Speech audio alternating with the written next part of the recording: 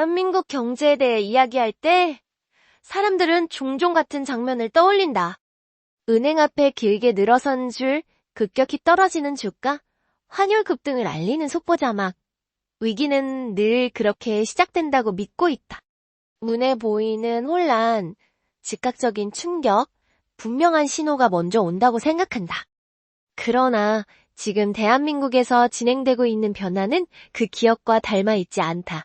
거리에는 평온이 유지되고 있고 금융 시스템은 정상적으로 작동하고 있다.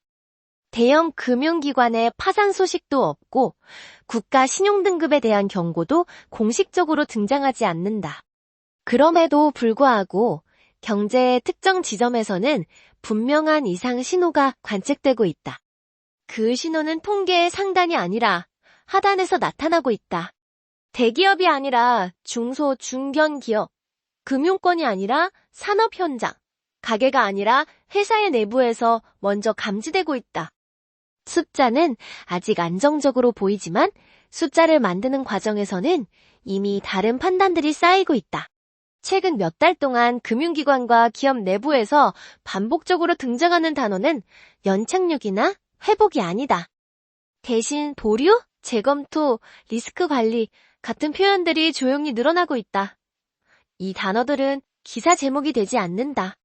그러나 이 단어들이 의미하는 변화는 결코 작지 않다. 경제는 항상 결과로 기억되지만 실제로는 과정에서 이미 방향이 결정된다. 그리고 그 과정은 대부분 눈에 띄지 않는다. 지금 진행되고 있는 변화 역시 선언되지 않는다. 다만 수많은 선택과 판단이 동시에 같은 쪽으로 기울고 있을 뿐이다. 이 글은 위기가 시작되었다고 단정하지 않는다. 대신 위기가 어떤 방식으로 준비되고 있는지, 어떤 순서로 압력이 이동하고 있는지, 그리고 그 압력이 어디에 먼저 작용하고 있는지를 추적하고 있다. 관측되는 것은 하나다. 지금 대한민국 경제에서 가장 먼저 흔들리고 있는 것은 회사라는 단위다. 이 변화는 아직 이름이 붙지 않는다. 그러나 이름이 붙는 순간에는 이미 늦은 경우가 많다. 그래서 지금 조용히 진행 중인 장면들을 기록할 필요가 있다. 겉으로는 평온해 보이지만 내부에서는 다른 계산이 이루어지고 있는 그 시간들을. 서울 외곽의 한 중소형 건설 현장에서 크레인은 멈춰 서 있고 콘크리트는 아직 굳지 않은 채 비닐로 덮여 있다. 작업자들은 안전모를 벗지 않은 채 담배를 피우고 있지만 누구도 말을 하지 않는다. 공기 중에는 먼지보다 무거운 침묵이 내려앉아 있다. 현장 사무실 안에서 박준호는 휴대전화를 쥔 채 움직이지 않고 있다. 통화는 이미 끝났지만 그는 아직도 화면을 보고 있다. 방금 전 거래은행의 기업금융 담당자가 낮은 목소리로 이렇게 말하고 있다. 대표님, 이 프로젝트는 지금 위험 구간으로 재분류되고 있습니다. 추가 자금 집행은 어렵습니다. 박준호는 고개를 끄덕이고 있지만 상대는 그를 보지 못하고 있다. 그는 알겠습니다라고 말하지 않는다. 대신 숨을 한번 들이마시고 전화가 끊긴 뒤에도 의자에서 일어나지 못하고 있다. 이 현장은 아직 파산하지 않는다. 은행도 망하지 않는다. 뉴스 속보도 뜨지 않는다. 하지만 이 순간 이 회사는 이미 무너지고 있는 중이다. 대한민국의 경제 위기는 지금 이렇게 시작되고 있다. 은행 창구에서 사람들이 줄을 서 있지 않다. 예금 인출 사태도 보이지 않는다. 환율 그래프는 출렁이지만 패닉은 아니다. 그럼에도 불구하고 수많은 기업 사무실에서는 같은 장면이 반복되고 있다. 전화 한 통, 이메일 한 줄, 재검토, 보류, 리스크 관리 차원에서. 이것은 가정이 아니라 진행 중인 상황이다. 서울 여의도의 한 금융사 회의실에서는 리스크 관리팀이 스크린을 바라보고 있다. 스크린에는 프로젝트 파이낸싱, PF으로 묶인 수십 개의 사업 코드가 떠 있다. 빨간색으로 표시된 비율이 늘어나고 있다. 팀장은 조용히 말하고 있다. 부도는 아직 아닙니다. 하지만 살아있다고 보기도 어렵습니다. 그 말은 숫자를 기반으로 하고 있다. 분양률 62%, 예상 현금 흐름 대비 실제 유입 41%, 차입금 만기까지 남은 시간 9개월.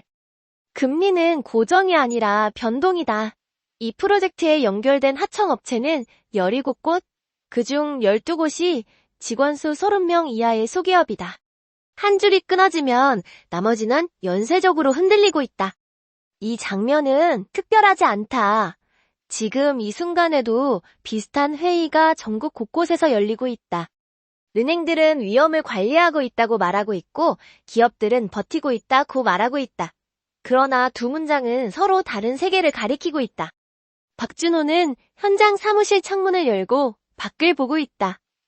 그는 이 회사를 18년 동안 운영하고 있다. 외환위기 이후 시작했고 글로벌 금융위기를 넘겼고 팬데믹 때도 직원들을 해고하지 않았다. 그가 버텨온 시간은 이력서가 아니라 주름으로 남아있다.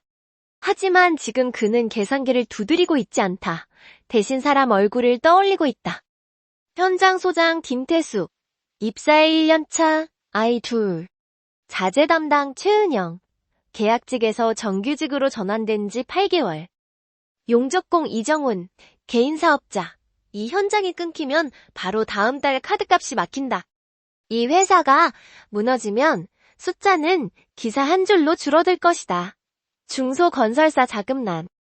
그러나 그 문장 안에는 사람의 호흡, 생활, 선택이 함께 무너지고 있다. 서울 강남의 한 카페에서 회계사 출신의 구조조정 컨설턴트는 노트북을 보며 말하고 있다. 이번에는 은행이 먼저 안 무너져요.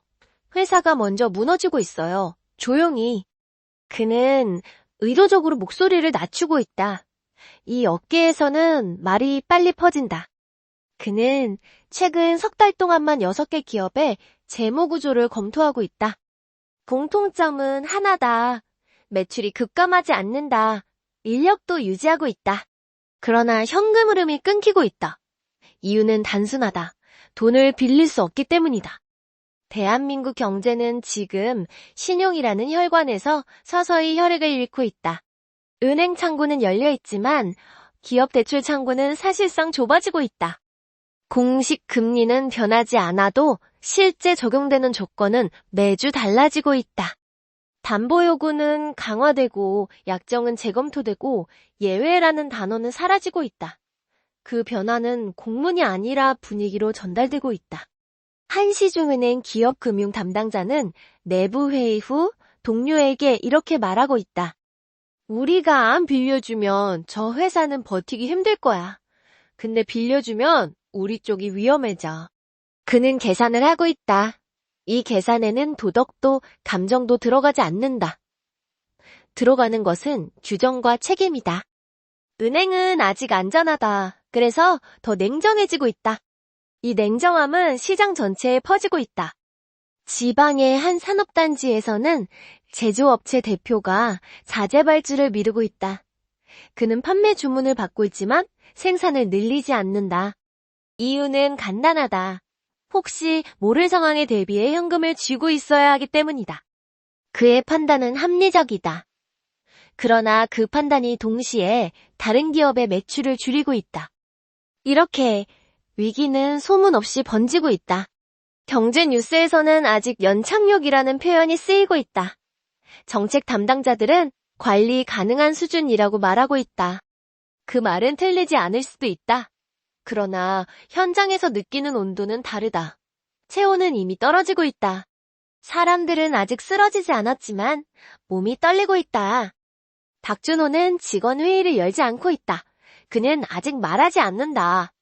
말하는 순간 현실이 굳어질 것 같기 때문이다.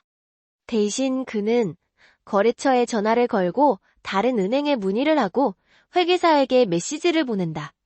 답장은 늦어지고 있다. 모두가 같은 상황에 있기 때문이다. 대한민국의 경제 위기는 지금 이 순간에도 공식 통계보다 빠르게 움직이고 있다. 숫자는 뒤따라오고 사람은 먼저 흔들린다. 회사는 아직 문을 닫지 않는다. 간판도 그대로다. 그러나 내부에서는 이미 무너지고 있는 중이다. 그리고 이 무너짐은 아직 시작 단계에 불과하다. 서울 중구의 한 금융기관 지하 자료실에서는 보고서가 조용히 쌓이고 있다. 표지에는 자극적인 단어가 없다. 위기, 붕괴, 경고 같은 표현은 보이지 않는다. 대신 반복되는 단어는 하나다. 리스크. 그리고 그 옆에는 항상 같은 수식어가 붙어 있다. 관리 필요, 면밀한 관찰, 구조적 요인. 보고서를 작성하는 사람들은 알고 있다. 이 문서들은 대중을 설득하기 위한 것이 아니라 내부 결정을 정당화하기 위한 것이다. 숫자는 감정을 배제하고 경고는 완곡하게 표현되고 있다. 그러나 페이지를 넘길수록 방향은 분명해지고 있다. 기업 부문. 최근 1년 동안 기업 대출 심사 기준은 눈에 띄게 바뀌고 있다. 표면적인 금리는 크게 움직이지 않고 있지만 실제 대출 승인율은 하락하고 있다. 특히 부동산 프로젝트, 파이낸싱과 연관된 기업들, 그리고 매출 규모는 크지 않지만 고용 인원이 많은 중소기업들이 그 영향을 먼저 받고 있다. 한 시중은행 내부 문건에는 이렇게 적혀 있다. 피해야 연계 기업에 대한 익스포저는 추가 확대를 지향한다. 기존 거래 기업에 대해서도 재무 구조 악화 시 조기 대응을 원칙으로 한다. 이 문장은 중립적으로 보이지만 현장에서는 다르게 읽힌다. 돈을 더 이상 빌려주지 않겠다는 뜻이다. 이 변화는 하루아침에 생기지 않는다. 금융기관들은 이미 몇 분기 전부터 같은 시나리오를 반복해서 시뮬레이션하고 있다. 기준금리가 일정 수준 이상에서 장기화될 경우 어떤 산업이 먼저 흔들리는지, 어떤 규모의 기업이 가장 먼저 현금 흐름의 문제를 겪는지, 그 결과 고용과 소비에 어떤 파급 효과가 나타나는지 모든 것은 그래프로 정리되고 수치로 정렬되고 있다. 그리고 그 결과는 놀랍지 않다. 가장 먼저 흔들리는 것은 대기업이 아니다. 충분한 현금, 다양한 자금 누달 창구, 정치적 사회적 완충 장치를 가진 대기업들은 아직 버티고 있다. 개인 가게도 아니다. 가게는 이미 부채가 많지만 정책적 보호의 우선순위에 있다. 가장 먼저 위험 구간으로 이동하는 것은 기업, 그 중에서도 중소 중견 기업이다. 한국은행 금융안정보고서의 한 문단에서는 이렇게 표현되고 있다. 기업 부문 내에서도 부동산 및 건설 관련 업종, 그리고 외부 차입 의존도가 높은 기업군의 취약성이 상대적으로 확대되고 있다. 문장은 건조하다. 그러나 이 문장이 의미하는 바는 명확하다. 어떤 회사들이 먼저 쓰러질 수 있는지 이미 알고 있다는 뜻이다. 서울의 한 경제연구소에서는 연구원이 프레젠테이션을 진행하고 있다. 화면에는 두 개의 그래프가 나란히 떠 있다. 하나는 가계부채 증가율, 다른 하나는 기업 부채 중 단기 차입 비중이다. 연구원은 레이저 포인터로 두 번째 그래프를 가리키고 있다. 여기를 보시면 단기 차입 비중이 높을수록 금리 충격에 취약해집니다. 특히 프로젝트 단위로 자금이 묶여있는 경우 차환이 막히는 순간 바로 문제가 발생합니다. 그의 말은 이론이 아니다. 이미 여러 사례가 누적되고 있다. 분양이 지연되거나 원자재 가격이 오르거나 환율이 불안정해지는 순간 예상했던 현금 유입 시점은 밀리고 있다. 그 사이 이자는 계속 쌓인다. 기업은 비용을 줄이려고 하지만 인건비와 고정비는 쉽게 줄어들지 않는다. 결국 남는 선택지는 하나다. 자금을 더 빌리는 것. 그러나 바로 그 지점에서 문이 닫히고 있다. 한 비은행 금융기관 관계자는 최근 내부회의에서 이렇게 말하고 있다. 지금은 리스크를 감수할 시기가 아닙니다. 살아남는 게 목표입니다. 비은행권은 은행보다 먼저 움직이고 있다. 자본 여력이 은행만큼 크지 않기 때문이다. 그들은 이미 신규 PF 취급을 사실상 중단하거나 조건을 크게 강화하고 있다. 이로 인해 자금 조달의 마지막 통로를 기대하던 기업들은 갈 곳을 잃고 있다. 통계는 이 흐름을 뒤따라가고 있다. 아직 공식 파산 건수는 급증하지 않는다.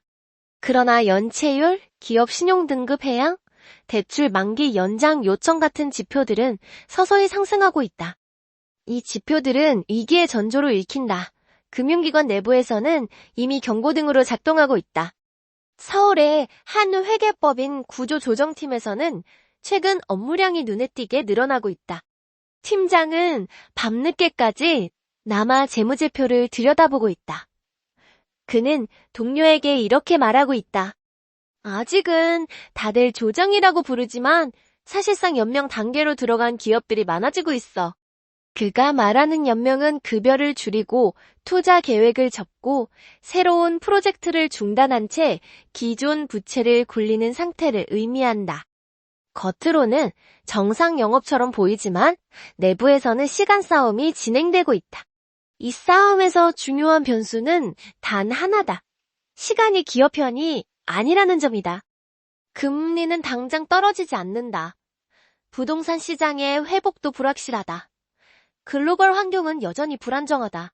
이 모든 요소가 동시에 작용하면서 기업의 선택지는 점점 줄어들고 있다. 정책 당국은 상황을 인지하고 있다. 유동성 공급 장치, 구조조정 펀드, 정책 금융 확대 같은 단어들이 공식 발표에 등장하고 있다. 그러나 이 조치들은 항상 한 박자 늦게 도착한다. 그리고 모든 기업을 살리기에는 규모가 충분하지 않다. 한 정책 담당자는 비공식 자리에서 이렇게 말하고 있다. 이 우리는 시스템을 지켜야 합니다. 개별 기업까지는 책임질 수 없습니다. 이 말은 냉정하지만 현실적이다. 시스템을 지키기 위해서는 일부가 희생될 수밖에 없다는 뜻이다. 그리고 그 일부는 이미 윤곽이 잡혀 있다. 기업? 지금 이 순간에도 수많은 기업들은 같은 질문을 반복하고 있다. 다음 달을 버틸 수 있을까? 다음 차환은 가능할까? 다음 프로젝트는 시작할 수 있을까? 이 질문들은 아직 기사 제목이 되지 않는다. 그러나 이 질문들이 쌓이는 속도는 통계보다 빠르다. 보고서보다 생생하다. 그리고 그 질문에 대한 답은 점점 짧아지고 있다. 대한민국 경제는 지금 겉으로는 정상적으로 작동하고 있는 것처럼 보이고 있다. 지하철은 붐비고 대형 쇼핑몰의 불은 꺼지지 않는다. 증시는 하루에도 몇 번씩 오르내리지만 패닉이라는 단어를 불러올 정도는 아니다. 그러나 이 모든 장면은 표면에 불과하다. 수면 아래에서는 전혀 다른 흐름이 동시에 진행되고 있다. 이 흐름의 중심에는 하나의 단어가 있다. 현금 흐름. 기업은 매출로 살아가는 존재처럼 보이지만 실제로는 현금으로 호흡한다. 매출이 발생해도 현금이 들어오지 않으면 숨이 막힌다. 지금 대한민국의 수많은 기업들은 바로 이 호흡이 점점 얕아지고 있는 상태에 놓여 있다. 문제는 수익성이 아니다. 상당수 기업들은 여전히 흑자를 기록하고 있다. 손익계산서 상으로는 살아있다. 그러나 대차대조표와 현금 흐름표를 펼치는 순간 다른 그림이 나타나고 있다. 차입금은 많고 만기는 짧고 차환 가능성은 낮아지고 있다. 서울의 한 중견 제조업체 재무팀에서는 매일 아침 같은 작업을 반복하고 있다. 은행 계좌를 확인하고 지급 예정 목록을 정리하고 미수금 회수의 일정을 점검한다. CFO는 팀원들에게 이렇게 말하고 있다. 이번 달은 괜찮아. 문제는 다음 분기야. 이 말은 모호하지만 정확하다. 지금 당장은 급여가 나가고 거래처 결제도 이루어진다. 그러나 다음 차환이 막히는 순간 이 기업의 시간은 급격히 빨라진다. 그 순간부터 모든 선택은 생존을 기준으로 재편된다. 이 지점에서 중요한 역할을 하는 것이 신용이다. 신용을 숫자로 보이지만 실제로는 관계와 신뢰의 집합이다. 기업은 오랜 거래 이력을 통해 은행과 신용을 쌓아왔고 그 신용을 담보로 미래의 시간을 빌려왔다. 그러나 지금 이 신용의 기준선이 이동하고 있다. 어제까지 정상으로 분류되던 기업이 오늘은 관찰 대상이 되고 있다. 은행 내부에서는 이를 선제적 리스크 관리라고 부르고 있다. 그러나 기업 입장에서는 다르게 느껴진다. 마치 바닥이 서서히 내려가고 있는 엘리베이터 안에 서 있는 기분이다. 움직임은 느리지만 방향은 분명하다. 특히 프로젝트 파이낸싱 구조는 이 변화에 극도로 민감하다. PF는 사업 자체의 미래, 현금 흐름을 담보로 돈을 빌리는 구조다. 즉, 아직 존재하지 않는 돈을 전제로 현재의 자금을 조달하는 방식이다. 이 구조는 성장기에는 강력하지만 불확실성이 커지는 순간 치명적인 약점으로 바뀐다. 부동산 분양이 지연되면 현금 유입 시점이 밀린다. 원자재 가격이 오르면 비용이 증가한다. 금리가 오르면 이자 부담이 커진다. 이 세 가지 중 하나만 발생해도 계획은 흔들리는데 지금은 세 가지가 동시에 작용하고 있다. 서울의 한 PF 전문 심사역은 모니터를 보며 고개를 저으며 말하고 있다. 이건 사업이 나쁜 게 아닙니다. 타이밍이 완전히 어긋나고 있어요. 타이밍의 문제는 치명적이다. PF 구조에서는 시간이 곧 비용이다. 하루가 지나갈 때마다 이자는 쌓이고 기대 수익률은 낮아진다. 이 과정에서 은행은 추가 자금 집행을 주저하게 되고 기업은 다른 금융기관을 찾게 된다. 그러나 지금은 그 다른 문들이 거의 닫혀 있다. 이렇게 신용의 문이 닫히는 과정은 매우 조용하게 진행된다. 대출 거절 통보는 공식 서한이 아니라 미묘한 뉘앙스로 전달된다. 이번에는 어렵겠습니다. 조건이 맞지 않습니다. 조금 더 상황을 보겠습니다. 이 말들은 기록에 남지 않는다. 그러나 기업의 의사결정에는 즉각적인 영향을 미친다. 한 중소기업 대표는 최근 설비 투자를 취소하고 있다. 그는 기술적으로는 충분히 경쟁력이 있고 주문도 확보하고 있다. 그러나 그는 결정을 미루고 있다. 이유는 단 하나다. 혹시 모를 상황에 대비해 현금을 쥐고 있어야 하기 때문이다. 이 판단은 개별적으로는 합리적이다. 그러나 모든 기업이 동시에 같은 판단을 내리는 순간 경제 전체는 수축하기 시작한다. 투자가 줄고 고용이 정체되고 소비가 위축된다. 이 과정은 통계에 바로 반영되지 않는다. 그러나 체감 경기는 빠르게 식어가고 있다. 경제학에서는 이를 신용수축에 따른 실물경제전이라고 부른다. 금융부문의 변화가 실물부문으로 이동하는 과정이다. 이 전이는 항상 기업을 거쳐서 발생한다. 가계는 그 다음이다. 지금 대한민국에서는 바로 이 전이가 진행 중이다. 은행은 아직 건재하다. 금융 시스템도 작동하고 있다. 그러나 그 시스템이 작동하는 방식이 바뀌고 있다. 리스크를 감내하는 시스템에서 리스크를 회피하는 시스템으로 이동하고 있다. 이 이동의 속도는 생각보다 빠르다. 한 금융정책 연구자는 최근 세미나에서 이렇게 말하고 있다. 위기는 항상 자산 가격에서 시작되지 않습니다.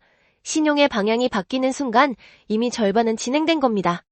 지금 신용의 방향은 분명하다. 확장보다 방어, 성장보다 생존이다. 이 방향 전환은 명령으로 이루어지지 않는다. 각 기관, 각 담당자, 각 기업의 판단이 모여 만들어진 결과다. 그래서 더 되돌리기 어렵다. 기업들은 지금도 회의를 하고 있다. 비용을 줄일지, 인력을 유지할지, 신규 프로젝트를 포기할지.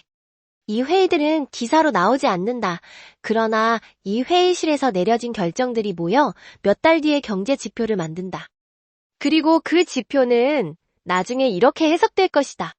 왜 이렇게 갑자기 나빠졌을까? 그러나 갑작스러운 것은 아무것도 없다. 모든 것은 이미 지금 이 순간에도 진행되고 있다. 다만 보이지 않을 뿐이다. 돈이 사라지는 방식은 항상 그렇다. 소리 없이 단계적으로 그리고 기업부터. 박준호의 휴대전화는 오늘도 여러 번 울리고 있다. 그는 대부분의 전화를 받지 않고 있다. 받을 수 없는 전화들이기 때문이다. 자재업체, 하청업체, 현장 인력관리소, 그리고 직원의 개인적인 연락까지. 그는 알고 있다. 전화를 받는 순간 더 이상 숫자로만 생각할 수 없게 된다는 것을. 현장 사무실의 공기는 점점 무거워지고 있다. 작업은 최소한으로 유지되고 있고 새로운 발주는 없다. 회계팀 직원은 오전 내내 모니터를 보고 있다. 그녀는 송금 버튼을 누르지 않은 채 멈춰 있다. 잔고는 부족하지 않다. 그러나 그 잔고를 쓰는 순간 다음 주를 보장할 수 없기 때문이다. 이 회사의 재무 상태는 아직 공식적으로 정상이다. 연체는 없다. 세금도 밀리지 않는다. 그러나 이 정상이라는 단어는 점점 현실과 어긋나고 있다. 박준호는 매일 같은 질문을 반복하고 있다. 누구를 먼저 지킬 것인가? 그의 선택은 이미 사람에게 영향을 미치고 있다. 현장 소장 김태수는 최근 집에 일찍 들어가지 않는다. 그는 퇴근 후에도 현장을 한 바퀴 더 돈다. 혹시라도 문제가 생길까 봐서가 아니다. 집에 가면 아이들이 묻기 때문이다. 아빠, 요즘 왜 공사 안 해? 그는 대답을 미루고 있다. 설명할 수 없기 때문이다. 김태수는 이 회사에서 11년을 일하고 있다. IMF 이후 태어난 아이가 이제 중학생이 되고 있다. 그는 회사의 상황을 완전히 알지는 못하지만 공기가 달라졌다는 것은 느끼고 있다. 야근 수당 이야기가 사라지고 회의에서 웃음이 줄어들고 관리팀의 표정이 굳어지고 있다. 이 변화는 그만의 문제가 아니다. 서울의 한 은행 지점에서는 기업 금융 담당자인 이수진이 상담 테이블에 앉아 있다. 맞은편에는 50대 초반의 제조업체의 대표가 서류를 들고 앉아 있다. 그는 수차례 말을 멈추고 있다가 다시 이어가고 있다. 지난번에도 말씀드렸지만 매출은 줄지 않았습니다.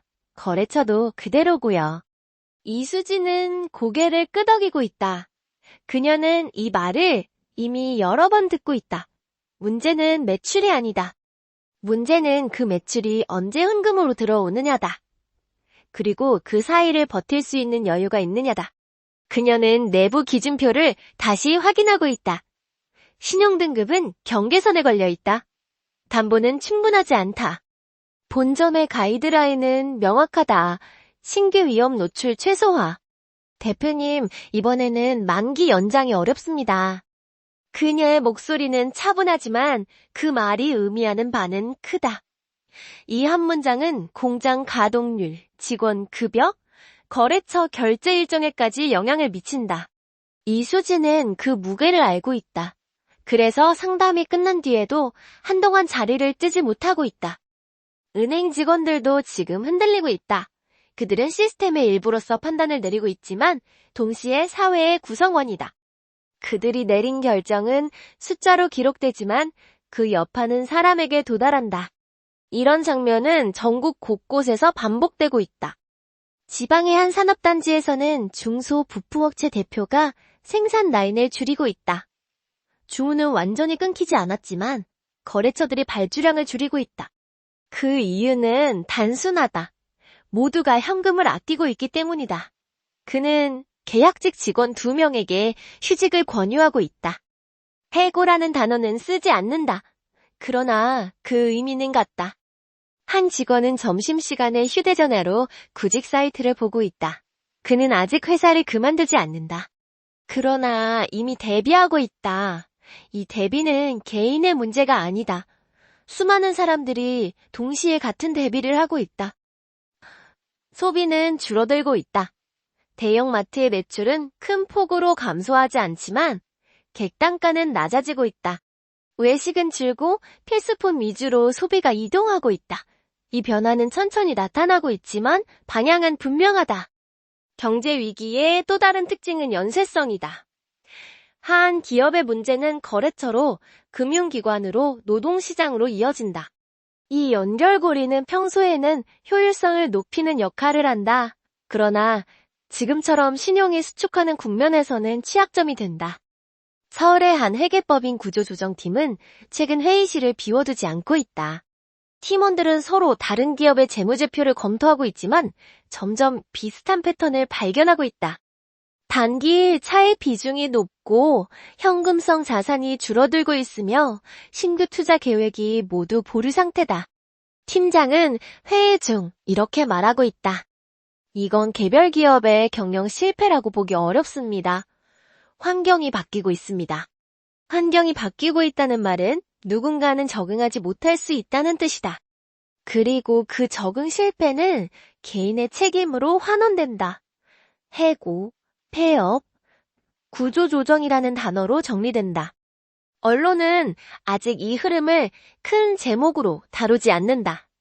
파산 건수는 아직 급증하지 않았고 실업률도 폭등하지 않았다.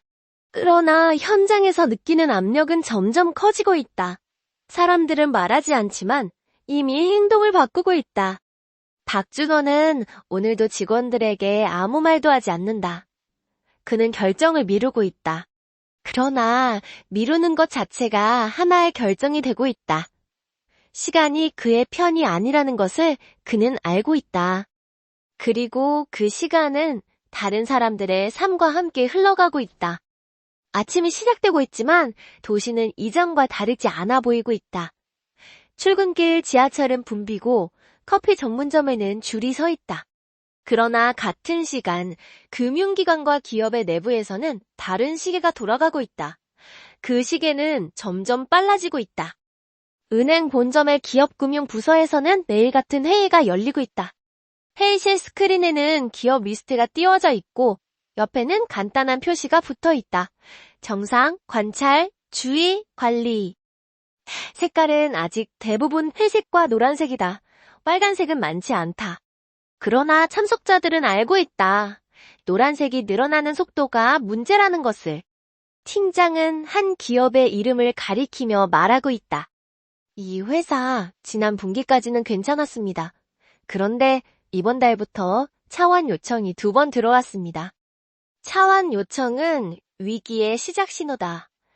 기업이 기존 부채를 새로운 부채로 덮으려는 순간 시간은 기업의 편이 아니다. 은행은 이 요청을 기록하고 동시에 다음 질문을 던지고 있다.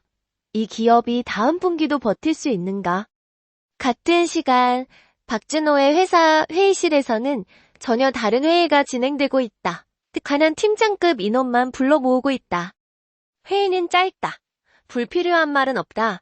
그는 자료를 넘기며 말하고 있다. 다음 분기 신규 프로젝트는 없습니다. 기존 현장 유지가 최우선입니다. 이 말은 해고를 의미하지 않는다. 그러나 성장을 포기한다는 뜻이다. 성장의 중단은 곧 체력 저하로 이어진다. 회사는 아직 쓰러지지 않지만 뛰지 않고 걷고 있다. 그리고 그 걷는 속도는 점점 느려지고 있다. 며칠 뒤 자재 납품업체에서 전화가 온다. 결제 일정에 대한 문의다. 박준호는 말을 아끼고 있다. 그는 지금 모든 현금을 관리하고 있다. 먼저 나가는 돈과 나중에 나가는 돈을 나누고 있다. 이 구분은 회계 규정에는 없다. 생존의 규칙이다. 이 판단은 다른 기업에서도 동시에 이루어지고 있다.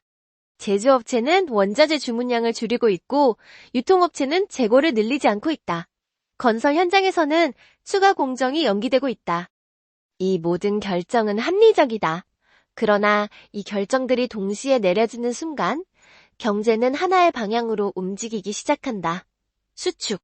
수축은 천천히 나타난다. 처음에는 거래량이 줄고 다음에는 고용이 멈춘다. 신규 채용 공고는 사라지고 계약직 연장은 보류된다. 아직 실업자는 급증하지 않는다. 그러나 고용시장의 문은 닫히고 있다.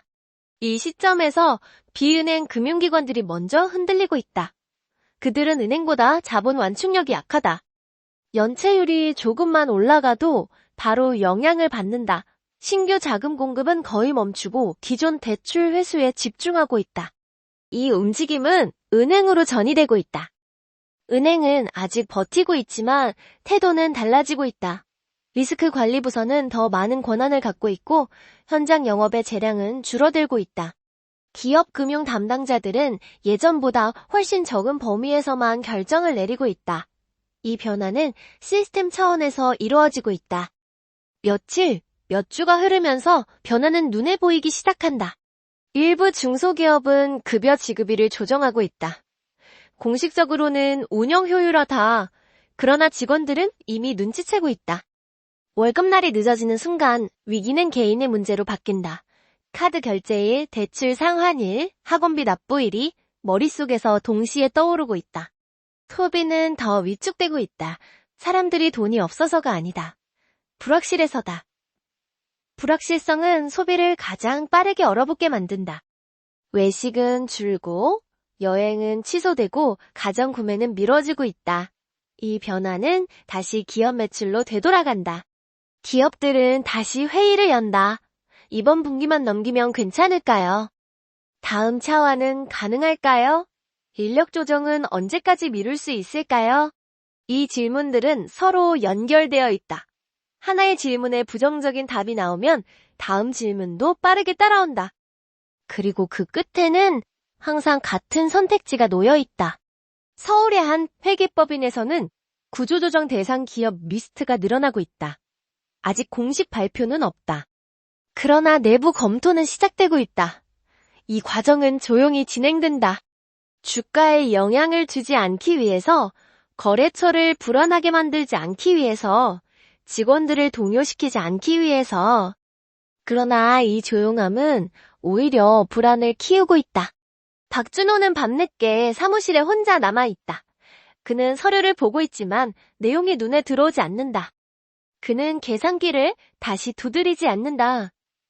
이미 결과를 알고 있기 때문이다. 남은 선택지는 줄어들고 있고 시간은 빠르게 지나가고 있다. 밖에서는 여전히 도시가 움직이고 있다. 불은 켜져 있고 사람들은 걷고 있다. 위기는 아직 표면 위로 올라오지 않는다. 그러나 이 시뮬레이션은 이미 충분히 진행되고 있다. 시작점은 기업이었다. 지금은 사회 전체로 번지고 있다. 그리고 이 흐름은 멈추지 않고 있다. 지금 이 순간에도 사람들은 각자의 자리에서 일상을 이어가고 있다. 출근을 하고, 회의를 하고, 아이를 데리러 가고, 장을 보고 있다. 겉으로 보면 아무 일도 일어나지 않는 것처럼 보인다. 그러나 이 모든 장면은 하나의 전제 위에 서 있다. 내일도 오늘과 비슷할 것이라는 믿음이다. 그 믿음은 아직 완전히 무너지지 않는다. 그래서 사람들은 움직인다. 그러나 동시에 그 믿음은 점점 얇아지고 있다. 회사원 최민수는 오늘도 평소처럼 출근하고 있다. 그는 중견 유통기업의 마케팅팀에서 일하고 있다. 그의 회사는 건설도 아니고 금융도 아니다. 그는 뉴스를 보며 이렇게 생각하고 있다. 저런 건 특정 업종 얘기지. 그러나 그의 팀에서는 최근 광고 예산이 줄어들고 있다. 상반기 계획에 있던 신규 캠페인은 연기되고 있고 외주 계약은 재검토되고 있다. 공식적인 이유는 시장 상황이다. 그는 아직 불안을 말하지 않는다. 그러나 그는 지출을 줄이고 있다. 점심 메뉴를 바꾸고 불필요한 구독 서비스를 해제하고 여행 계획을 미루고 있다. 그의 행동은 통계에 바로 잡히지 않는다. 그러나 이런 행동들이 모이면 소비는 줄어든다. 그리고 그 소비 감소는 다시 기업 매출로 돌아간다. 이 연결고리는 눈에 보이지 않지만 이미 작동하고 있다. 자영업자 이은정은 가게 문을 열어두고 있다. 손님은 완전히 끊기지 않는다. 그러나 체류 시간이 짧아지고 있고 주문 단가는 낮아지고 있다. 그녀는 아직 폐업을 생각하지 않는다. 그러나 임대료 인상 통보서를 바라보는 시간이 길어지고 있다. 그녀는 계산기를 두드리며 생각하고 있다. 한 달만 더 버티면 괜찮아질까? 이 질문은 이제 개인의 질문이 아니다. 사회 전체가 같은 질문을 반복하고 있다. 기업 대표들은 밤늦게까지 사무실 불을 켜두고 있다. 그들은 전략을 짜고 있는 것이 아니다. 버틸 수 있는 시간을 계산하고 있다. 직원 수를 줄일지, 급여를 조정할지, 아니면 회사를 접을지. 이 선택지들은 문서로 남지 않는다. 그러나 그 무게는 각자의 어깨 위에 쌓이고 있다. 은행 직원 이수진은 오늘도 규정집을 다시 확인하고 있다. 그녀는 시스템을 지키고 있다. 동시에 사람을 마주하고 있다. 그녀가 내리는 결정 하나는 숫자로는 합리적일 수 있다. 그러나 그 숫자 뒤에는 사람의 삶이 있다. 그녀는 그 사실을 외면하지 못하고 있다. 그래서 집에 돌아가도 쉽게 잠들지 못하고 있다. 정책 담당자들은 지표를 보고 있다. 아직 모든 수치는 통제 범위 안에 있다. 그러나 그들도 알고 있다. 정책은 항상 현재가 아니라 과거를 기준으로 작동한다는 것을, 이미 현장에서는 다른 시간이 흐르고 있다는 것을. 지금 이 위기는 누군가의 실패에서 시작되고 있지 않다. 탐욕이나 무책임 때문만도 아니다. 수년간 쌓여온 구조, 의존, 선택의 결과가 한 방향으로 모이고 있을 뿐이다. 그리고 그 방향은 아직 바뀌지 않고 있다. 이 상황에서 질문은 단순해지고 있다. 당신이 일하는 회사의 현금 흐름은 어디에서 오는가? 그 돈은 언제 들어오는가? 그 사이를 버틸 여유는 얼마나 되는가? 이 질문들은 불안감을 조성하기 위한 것이 아니다. 이미 많은 사람들이 무의식적으로 같은 질문을 하고 있기 때문이다. 차이는 어떤 사람은 그 질문을 숫자로 보고 있고 어떤 사람은 생활비로 느끼고 있다는 점이다. 지금 이 순간에도 누군가는 결정을 미루고 있다. 누군가는 대비를 시작하고 있고 누군가는 아무것도 하지 않는다. 그 선택들은 각자의 위치에서 합리적일 수 있다. 그러나 이 선택들이 모여 만들어내는 흐름은 개인의 통제를 벗어나고 있다. 회사는 아직 문을 닫지 않는다. 은행도 아직 건재하다. 사회는 여전히 돌아간다. 그러나 그 안에서 균형은 조금씩 이동하고 있다.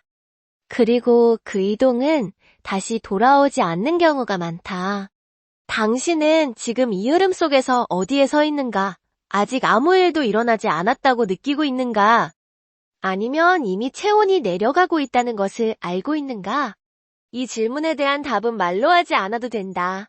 이미 당신의 행동이, 선택이, 지출이, 계획이 대답하고 있다. 이 위기는 선언되지 않는다. 다만 각자의 자리에서 조용히 드러나고 있을 뿐이다.